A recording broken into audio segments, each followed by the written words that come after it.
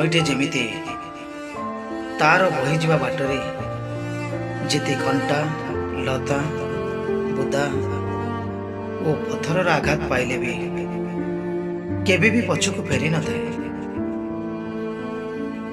କାରଣ ତାର ଲକ୍ଷ୍ୟ ଥାଏ ସାଗରରେ ମିଶିବାକୁ। ଠିକ୍ ସେହିପରି ଗୋଟିଏ ଜୀବନ୍ତ ମଣିଷ ମଧ୍ୟ ନଈ ଭଳି ହେବା ଦରକାର। ପଛକୁ ନ ଫେରି ଆଗକୁ ଯିବା ଦରକାର। ଯେକୌଣସି ବ୍ୟକ୍ତି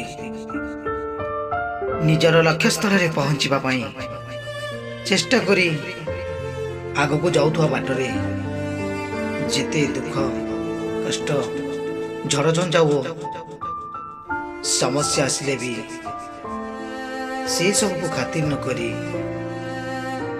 ଅଧା ବାଟରେ ନ ଅଟକି ପଛକୁ ନ ଫେରି